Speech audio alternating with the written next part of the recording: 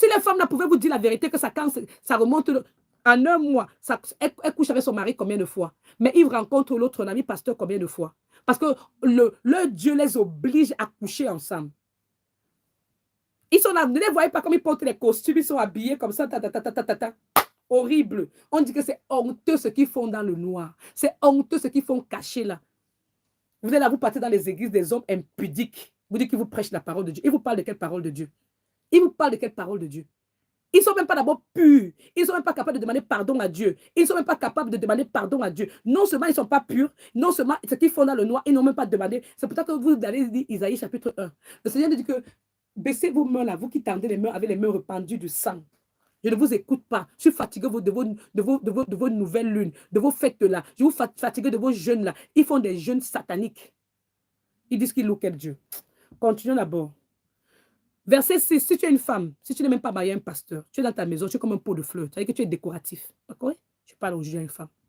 Si tu es une femme, tu es dans ton mariage, tu es décoratif, tu es à titre décoratif dans ton mariage. Tu es là, tu vas nettoyer le sol, tu vas nettoyer la maison, tu vas préparer la nourriture, le monsieur va manger. C'est ton rôle là-bas. Et dans l'usage naturel de la femme, même quand on dit que la femme doit se sentir à côté de son mari, se sentir bien là. Si tu as perdu, ça veut dire que ton homme là, il est sataniste. Écoutez, parce que l'homme là, Dieu a dit qu'il a créé l'homme.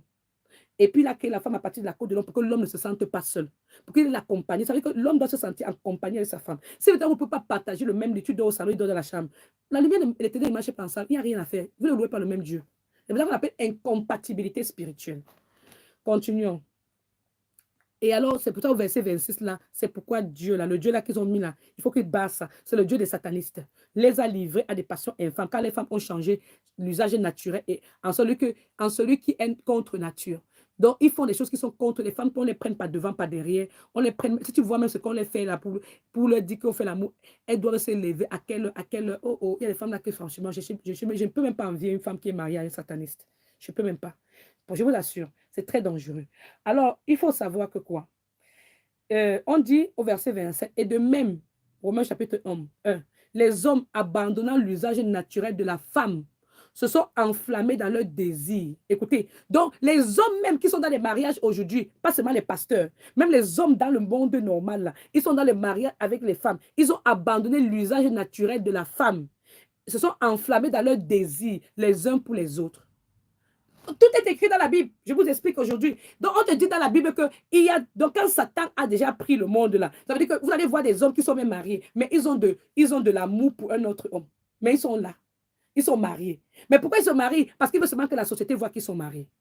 Ils veulent seulement qu'on dise qu'ils sont dans le mariage. Mais ils ne sont pas en train de faire leur rôle de mari dans le mariage. Moi, j'ai vu ça, la magie dans la vie. Je vous assure que j'ai vu la magie. Quand je me suis mise en couple avec ce garçon, quand il est venu ici, là, il m'a créé les problèmes. Mais c'est maintenant que je comprends que c'était tout ça s'est fait exprès pour pouvoir pousser le bouchon jusqu'à la limite. En fait, il a poussé le bouton jusqu'à la limite. J'en avais marre. J'ai mis ces choses dehors. J'ai dit, papa, tu sais quoi?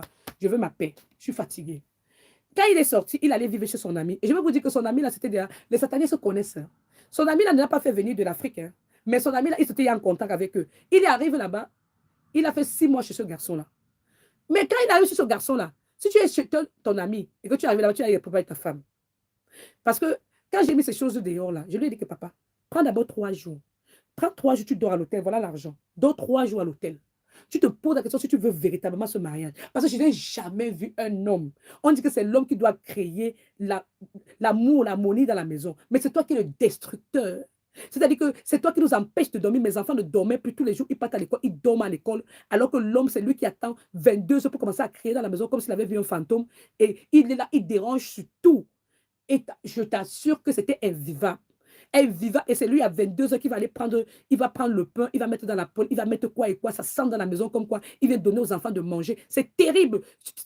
L'odeur seulement t'empêche de dormir. Et après, il veut forcer les enfants à manger ça sur le lit. Je dis jamais, pas mes enfants. On t'a donné la discussion. J'ai dit, mais tu es venu dans ma vie pour faire quoi? Et que quand il était venu, il a apporté les bracelets à mes enfants. Les bracelets là faisaient mal aux enfants. Je dis, non, il ne doit pas porter. Il commence à dire, il oblige. Je dis, non. Écoutez, les voleurs, on appelle ça les coussinets que les gens fabriquent aux gens. Allez bien lire Ézéchiel 33, d'accord? Ça veut dire qu'il avait un agenda satanique, mon esprit ne tenait pas.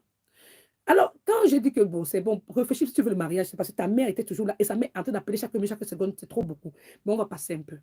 Quand il allait vivre chez son ami là, si tu vis chez un ami qui est vraiment un homme qui veut arranger, il va t'appeler pour te dire que, mais toi là, tu es venu chez moi pour vivre.